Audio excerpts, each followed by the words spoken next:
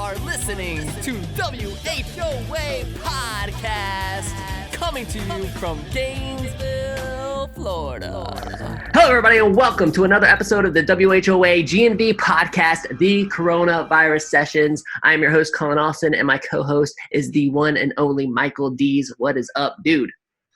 Dude, living the dream, man.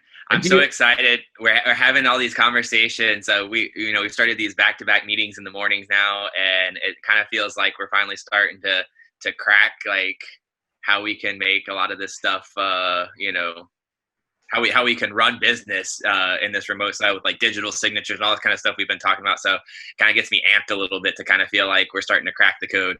Yeah, it's like you have to, at first it was kind of like a cluster mess, right? And you're trying to like figure everything out, make adjustments, and now we're starting to get some routine, right? So like for everybody who's listening, what Mike's talking about is that we have a daily huddle. So we started doing our daily huddles this week, and at 9 a.m. At 9 a.m. we get our sales and admin team together. And we go for about a half hour kind of talking through the day, seeing what everybody's working on, seeing progresses and stuff. And then at 9:30, we do it again with the service team. So like I always feel like it's very effective. If anything, it's just good to see everybody's face for a minute. For sure, yeah. So it's really, really good. So well, awesome. I'm excited to get into this episode. But before we do, I want to give some shout outs to some incredible sponsors. You guys, today's episode is brought to you by our friends at Brooker Pest Control. If you're like me and your remote office consists of working outside, which is the only way I can get out of like the chaos of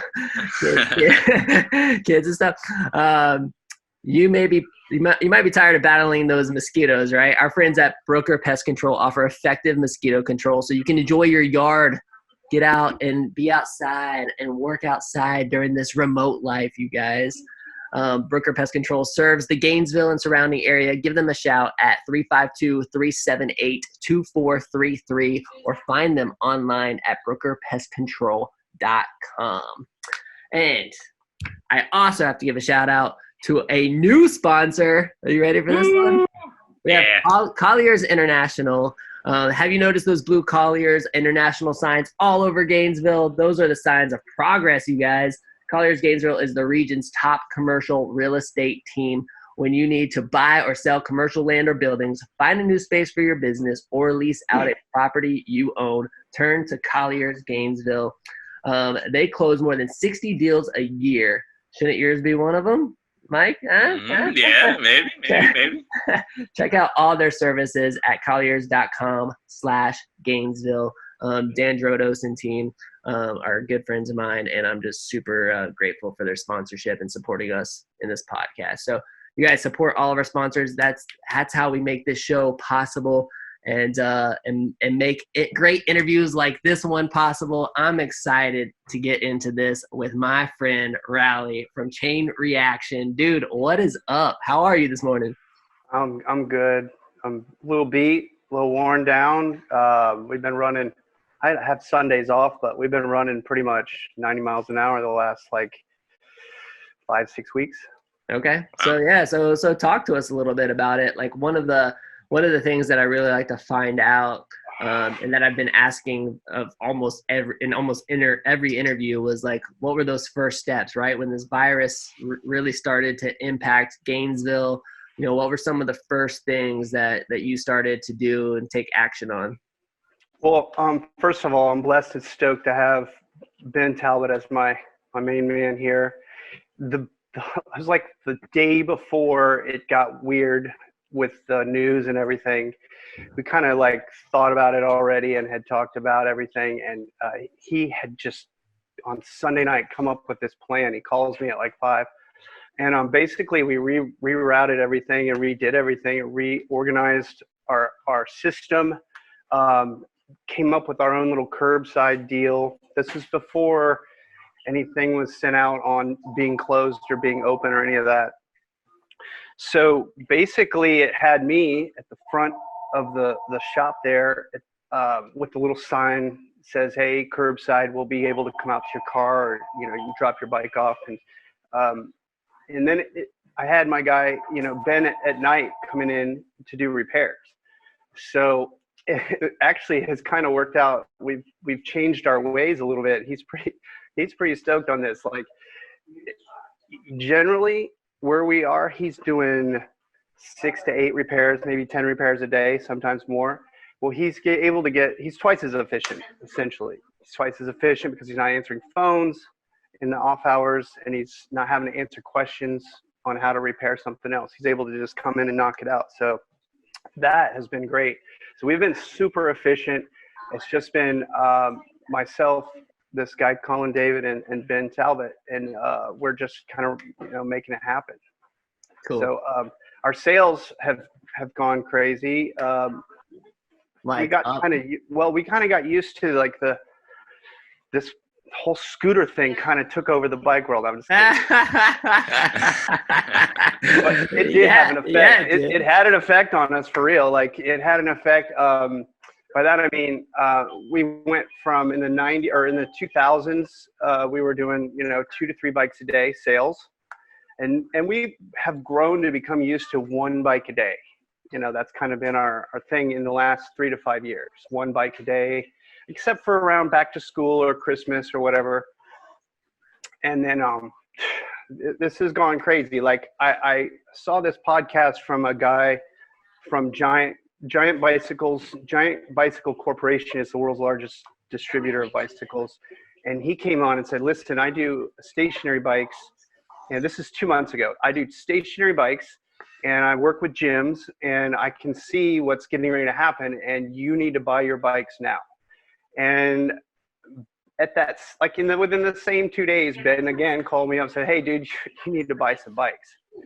So we tripled our orders or whatever and just brought in a ton of bikes. The sales went from 1 to 2 bikes a day to like 5 to 6 bikes a day. Some days we've sold 8 bikes a day. In the last couple of weeks, it's just been nuts. Part of that's due to great networking with Facebook and friends and local friends, supporting us, and people that I haven't seen in 15 or 20 years that have bought bikes from me. It has our sticker right on the bike. I haven't seen them since 2005 or 2003. They come in here and they have their whole families like half grown, and the kids are all grown up and everything.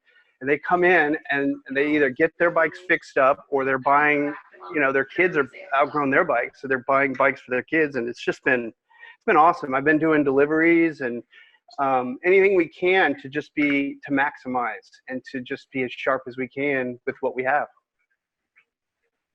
Yeah, I mean, I've heard a lot, like, just in conversations and in news, and that recreational type stuff during this time has really been on the increase.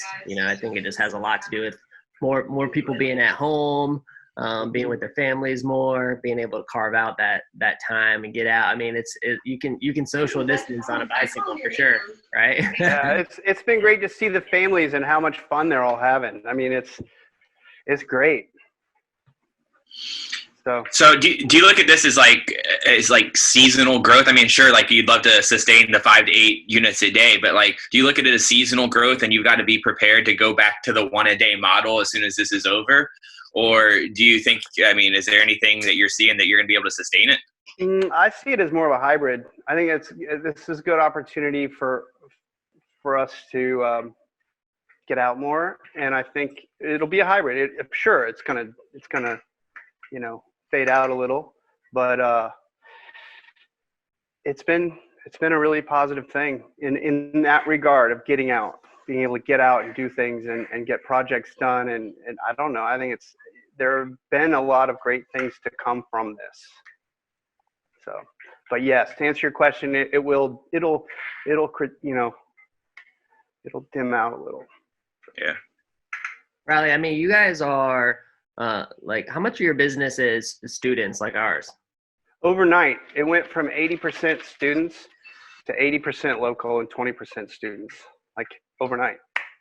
Forever, we've been 80% students and student repairs and flat tires and walk-ins, and like it just switched. We completely switched gears.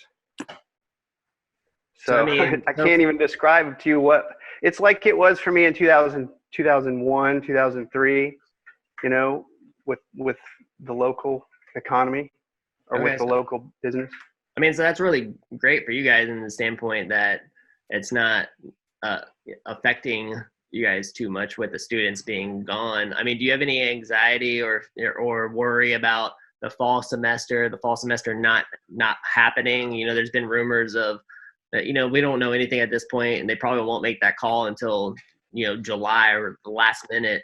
But, you know, with the possibility, have you thought through the possibility of students not returning in August and what that might do to your business? Do you think it'll have an effect at all? If For so, for starters, since 1993, this shop Chain Reaction's been here. And if you can go online, I think it's YouTube, there's a video of Gainesville in 1992, and some dude had walked around Gainesville with a camera. And the stories that come from this area, and this was just a little house shack that was a bike shop in the 50s or whatever. And so a lot of history here. And go ahead with your question again, because I already lost it, but that's all right. I was just talking about, you know, you were talking about that your audience shifted from students to everybody else. But, you know, I'm just wondering if you have any concern or thought about school not starting in August. So we have a multi-dimensional decision to make, or a thought that we go through, that we've been going through for 6 months now, that has to do with us having to leave for the construction of a 6-story huge deal. So it's going to be like, you know, commercial on the bottom, and then 6 stories of 1-bedroom, 1-bath apartments for the kids. And so that is something that we've been thinking about. But this raises a huge question for me. To answer your question, it's you know, what is changing in this world from this whole scenario, and that is, we could see a 50% decrease in students coming here. This last fall, there were 4,000 students that took classes online with UF from home. Could that double or triple, or could that, you know, how high could that go? That's a good question to ask. Like, from this, you know, what are we going to see for fall classes? UF is huge, like the size of all the buildings and all that it can house, and all the, you know, I just don't understand where all this construction's coming from, or what, you know, what the future holds for students. So yeah, it's a huge concern. It makes me want to focus more on the locals. How do you do that? I mean, do you change your marketing approach? Is there anything drastic that you've done, you know, in your ads to kind of focus on that? Or for the last 20 years, our location has allowed us to not really do a whole lot for advertising. We don't really advertise. Facebook, we've done some stuff. Ben has done a lot with video. He's on Instagram and Facebook, and we've done a couple of things there. But it's all been just word of mouth for 25 years. So I'm old school like that. I don't really, we could do so much more. Probably should do more. On the service side of things, I'm curious, like, I mean, you said you have like one mechanic that comes in at night. So maybe you got some super trustworthy dude that's been there with you for a long time, but like, is there any accountability changes that has to happen to make sure that that's seamless for you? Because I know for a lot of people, like, the idea of having somebody work like that off hours, you know, it's like, are they actually getting the work done and that kind of stuff? So yeah, no, that's 100% trust there. We're good there. I do have Colin David during the day with me, which has been awesome for the walk up, you know, quick repairs, flats changes, and then he'll knock out bike builds and some other things. But we've all worked together really well. But it's again, I've always tried to surround myself with great people, so it works that way. And it's really hard to hire when it's been a challenge for us, because the spirit of a bike mechanic, it has gone. There used to be 3 or 4 people per semester that would come in that had already worked at another bike shop or that had experience, but we haven't found that. So we're really happy to have who we have. It's not a huge group, but yeah, we're, you know, happy with what we have. Talk to me a little bit about, you know, inventory and inventory concerns. I mean, do you have enough inventory? And so yeah, so we I've slowly but surely for the last year and a half been thinning out inventory because of our move that we were supposed to have, right? So, you know, going from like 300 down to 50 or 100 bikes is where we were. And then this whole thing happened, and we're full again. So yesterday, this is crazy. Yesterday, I called Giant Bicycles to order because we've been blowing through bikes. And he's like, Raleigh, we don't really have anything. And I'm like, what do you mean you don't have anything? Yesterday was Monday, and it was the following Monday from a huge weekend. And every dealer called up and ordered bikes. So they sold out of bikes. And they have 6 huge warehouses throughout the country, California, all over. And so all of their bikes are gone. And so then I'm wondering, how is China, how are they going to get from Taiwan or China, how are they going to get their product? Like, how long is this going to take? So then this morning I've been calling other bike distributors to get bikes. Yeah. So that's actually where I was going with that question, because, one of the conversations that I've had even with my own kids was talking about how our scooters, Vespa scooters being manufactured in Italy, for example, and how Italy's been on lockdown. And I'm sure that the scooters aren't getting manufactured. And I'm sure, like the global supply chain, if you will, right now, at least for us, like we've got plenty of inventory. There's plenty in the immediate, but now you're going to start seeing these trickle effects of, if the manufacturer in China isn't manufacturing bikes because their entire, company is at home sick or isolated or, being on lockdown, whatever the case might be, whatever country it is, like what kind of global impact is that going to have on retailers like yourself? I mean, do you foresee running out of inventory and not being able to get any? And what would you do if that happened? For sure, totally. If I wasn't vigilant about this right now, or when Ben called me a month and a half ago and said, "Dude, order bikes now. We need bikes," and I was like, "This is crazy. We got to move. We got to move. Like, why would I bring him?" He's like, let's just get a bunch of bikes. Just trust me. And then, of course, I saw that podcast, and I'm like, fine, let's do it. Let's go for it. And then, I've been constantly filling. Each week I've been bringing in more and more. And so we're full, but I guarantee you there's a hole in a lot of areas, in a lot of different industries. There are going to be huge holes to fill. And who knows how long we could get till it could take to get product. So what will be the answer for operating in the event that, like, say 6 months from now, a year from now, there's no bicycle inventory because it's all been bought up, it's all been sold to customers, and the supply chain is delayed? I mean, how would you adapt to that? So I tend to go where the fish are biting.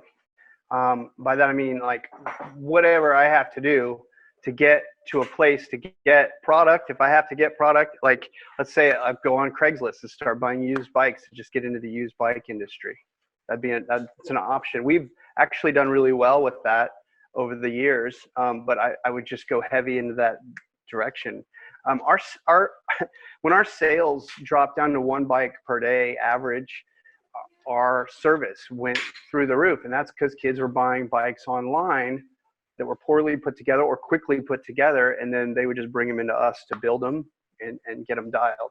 So our service has gone up dramatically over the last 5 to 10 years. Service that I never saw from 2000 to 2006. So everything's constantly changing. You just gotta check the temperature. My head's just spinning because, like Colin had mentioned it, for those that know, we sell a line of electric bicycles, and so we're plugged into several different people that do well with whether they're electric or not. And what we have seen is that the outdoors segment, the what do you call them? The word is escaping me, but your ATVs, your bikes, your man, I'm trying to go after a word. It's not there, but like all that seems to be doing well right now. It's one of the few industries that seem to be experiencing any kind of growth. So it's just interesting to me, and it's awesome for you because you're getting all these new service customers now also that'll help sustain, in the coming months and years. That's totally true.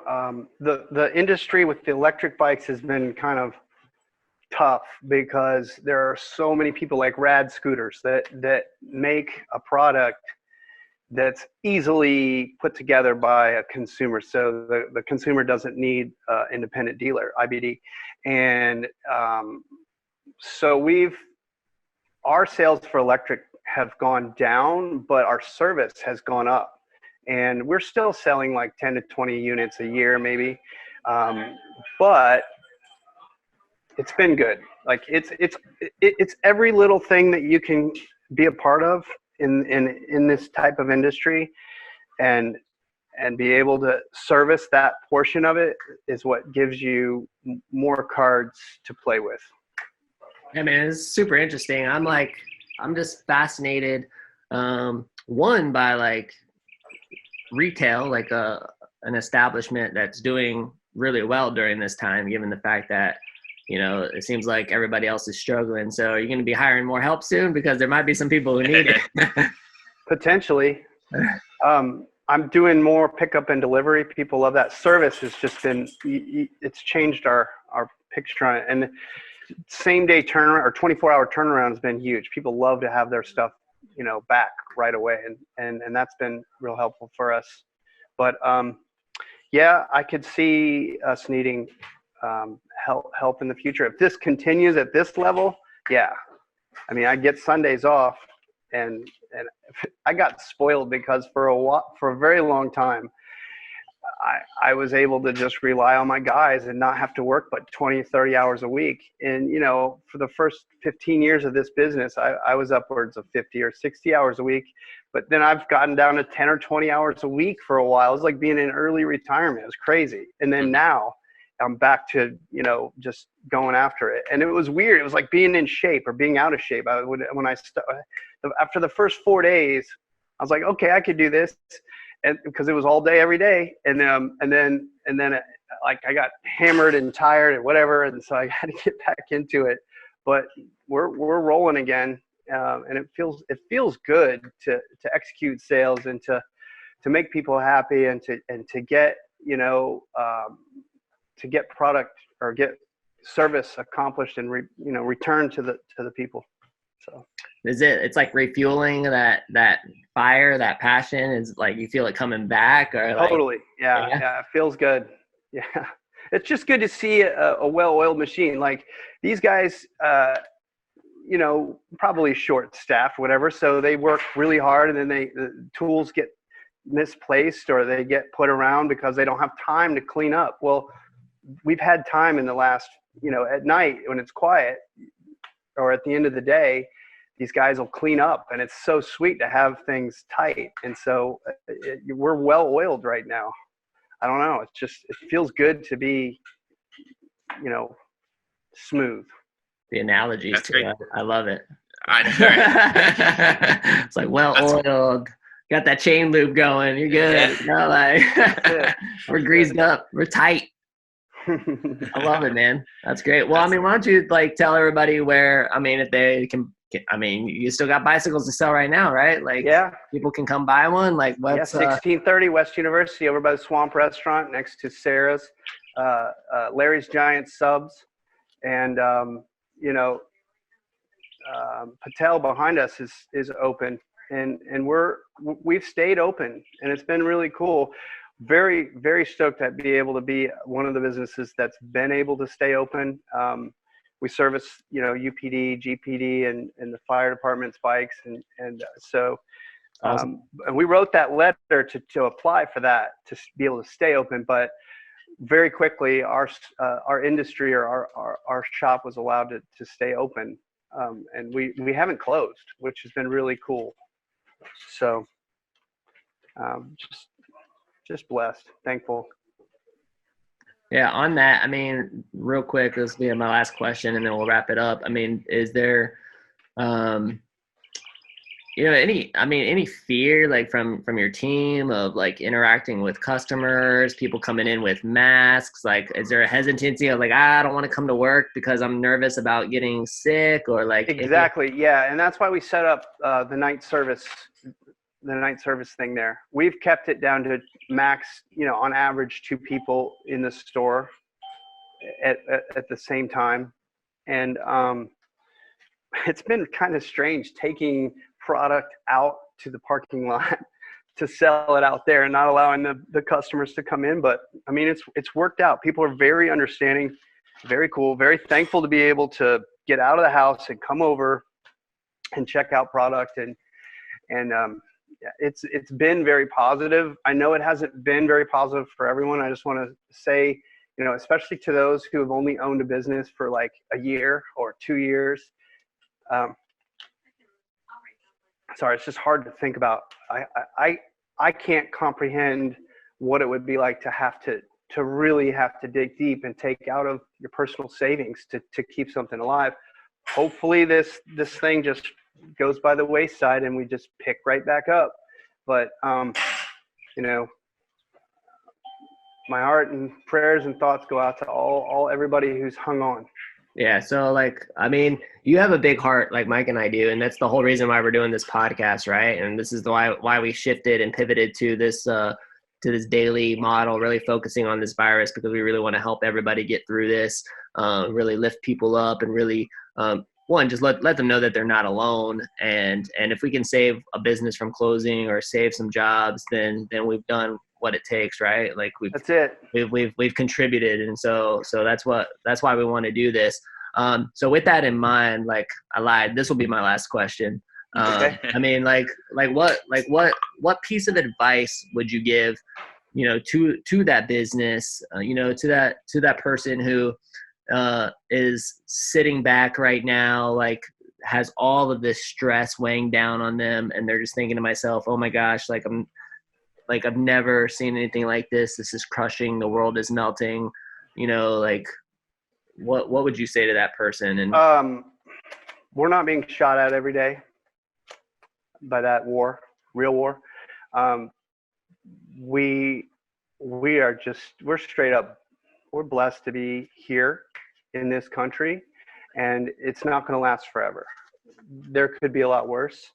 And I think we're going to get through this and we'll be all right. Dude, I love that. Just perspective, right? It's just you gotta hold on and just save your money as best you can. Yeah. I think there'll be a lot of forgiveness in the, like with mortgages, there'll be a lot of forgiveness, taxes that are to be paid on time, all that stuff. Just save what you have and get through, and this isn't going to last forever. Great, man. It's really good perspective. Awesome. Well, thank you so much for having me. Yeah, dude, this is great. Tell everybody like what your phone number is too, just in case they need to. Okay, Chain Reaction, 1630 West University, chainreactionbikeshop.com. We're on Facebook, we're on Instagram, and we're constantly posting stuff on things that are on sale, or we're open 12 to 5, Monday through Saturday, closed Sunday, and 24-hour turnaround. If free pickup and delivery, if you need anything, we're here for you. Hustling, baby. Awesome. I love it. Mike, final thoughts. Yeah, man, I just want to say congrats. I'm happy to hear you're doing well. You've been a pillar in this community for a long time, so it's really good to see, and thanks for sharing your story with us, man. Thank you for 25 years of all the people in Gainesville coming into our store. I'm always fascinated how we're such good friends. Right. You single-handedly stole his fire. We got like this energy, baby. Scooter bicycle thing going on. Like, oh, you sure you want a bicycle? How about a scooter? Are you sure you want a scooter? How about a bicycle? We got. That's it.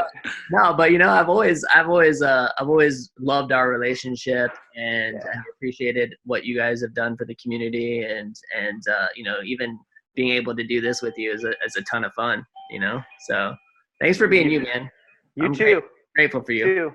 It's good to see you guys, and thanks for having me. So, Gainesville, make sure to support Chain Reaction. Go get a bike, hit them up, get outdoors and enjoy the social distancing. You know, I mean, look for the opportunity in the darkness, right? And that's some of it. Go buy bikes for the whole family and get out, get outdoors. And if you don't want a bike, then buy a scooter for the whole family. Gainesville, we love you. We will get through this. This is the WHOA GNV podcast, the podcast bringing you businesses and individuals that make you go, whoa. Whoa. Raleigh, give us your best whoa. Whoa! Yeah. We will see you later, Gainesville. Bye.